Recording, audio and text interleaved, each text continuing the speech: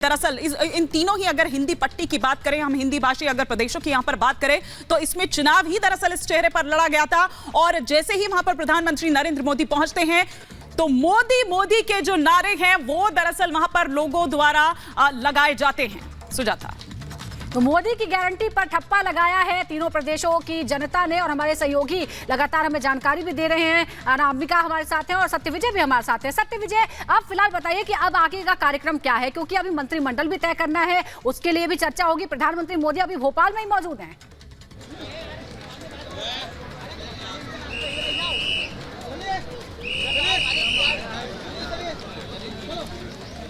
लगता है सत्यविजय तक आवाज नहीं पहुंच पा रही है, लेकिन जिस तरह से हमने मंच पर उपस्थित हो चुके हैं। सर्वप्रथम मैं आप सभी से अनुरोध करना चाहूंगी कि प्रधानमंत्री महोदय श्री नरेंद्र मोदी जी मंच पर उपस्थित हो चुके हैं। सर्वप्रथम मैं आप सभी से अनुरोध करना चाहूंगी कि प्रधानमंत्री महोदय श्री नरेंद्र मोदी जी मंच पर उपस्थित हो चुके हैं।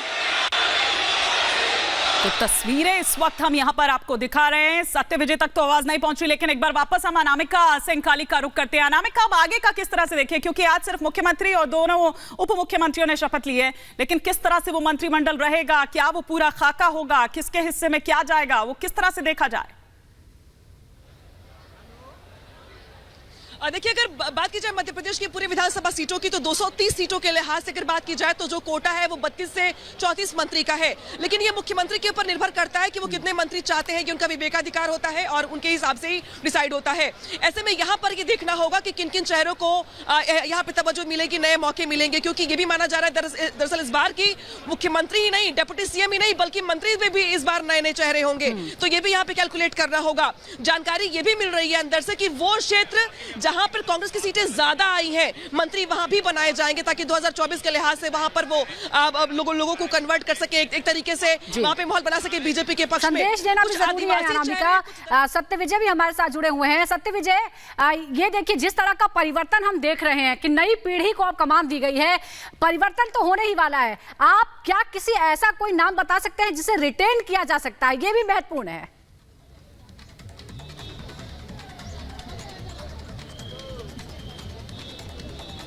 आप परिवर्तन की बात करें तो बिल्कुल देखिए, तीनों राज्यों में बड़ा परिवर्तन है। सरप्राइजिंग फैसले आला कमान ने लिए। इसी का नतीजा है कि मोहन यादव को मध्य प्रदेश में जो 3 बार से विधायक हैं और सिर्फ शिवराज कैबिनेट में उच्च शिक्षा मंत्री थे, उन्हें मौका दिया। राजस्थान की बात करें या छत्तीसगढ़ की बात करें तो भाजपा आला कमान यही बताना चाहता है कि एक तो पार्टी में परिवारवाद नहीं है। इसका एक एग्जाम्पल आपको देता हूँ। कैलाश विजयवर्गीय को टिकट दिया तो आकाश विजयवर्गीय का टिकट काट दिया। कई ऐसे नेता थे जो अपने बेटों को, अपने पुत्र जो है उनको चाहते थे कि उन्हें टिकट दिया जाए, वो नहीं दिया। इसके अलावा पार्टी ये भी बताना चाहती है कि भाजपा में अंतिम पंक्ति के कार्यकर्ता को भी बड़ी जिम्मेदारी मिल सकती है। जैसा कि मैंने जिक्र किया था, ग्रुप फोटोज जो था उसमें मोहन यादव तीसरी पंक्ति में बैठे थे, लेकिन उन्हें भी जब उनका नाम आया तो वो चौंक गए कि उन्हें मुख्यमंत्री बनाया जा रहा है। तो इससे ये संदेश जाता है कि ये जो बीजेपी है ये किसी की बपौती नहीं है।